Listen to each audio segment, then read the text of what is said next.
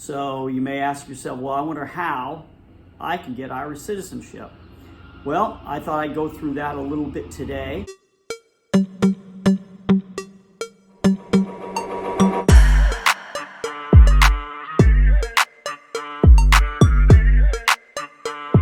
How you doing today? It's Tom from the Marvelous Donahues, the Donahues Marvelous Life.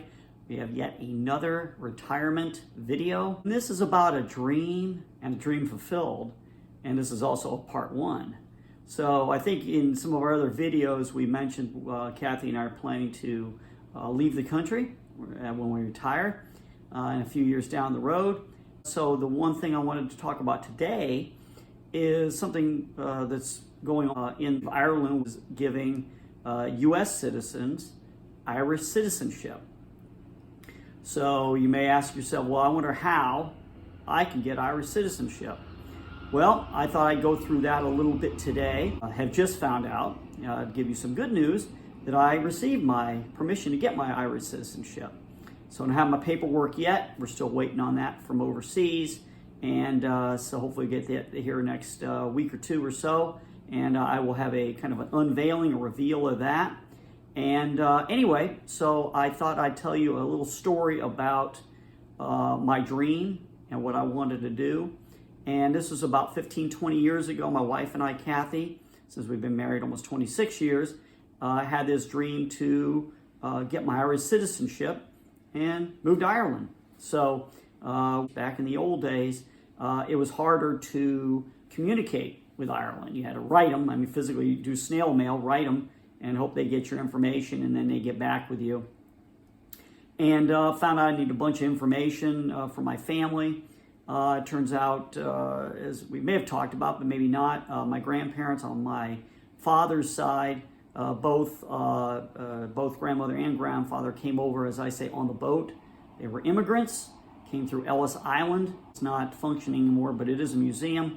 Many years ago, back in the early 1900s, as a matter of fact. Anyway, so what we did back then is we tried to petition to get my Irish citizenship, and then one thing led to another, and it turned out that through some legislation or something happened in Ireland where they decided to stop doing that. So we kind of gave up on that dream since they weren't allowing that anymore at that time. Anyway, fast forward right now to about 2020, thereabouts, my wonderful wife Kathy found out that, lo and behold, the Irish government were starting to allow U.S. citizens to put in for their Irish citizenship again. And this time the system was a lot better now. It had COVID going on, the pandemic, so it was really delayed, and it was about a 2-year wait.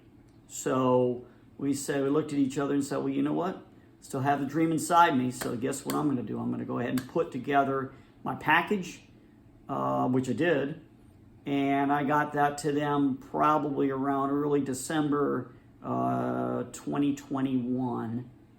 We had some back and forth emails, and things went along. I won't bore you with everything, but they did grant that about a week or two back, and they said, we're going to send your information, your certificate, your registration for citizenship. So we couldn't be happier. The next step on that would be get the Irish passport. If you are a person of Irish ancestry, either on your mother's side, father's side, or both sides, it doesn't really matter. If you are second generation American or United States, meaning that your father or mother was the firstborn in the country, then that means that you may have a candidacy for Irish citizenship. There's no promises. You have to put in the paperwork and see what they say. But my grandmother and grandfather on my dad's side both came over around the same time, like I said, in the early 1900s. And so my dad was firstborn in this country, so I'm secondborn, or my sister and I were secondborn.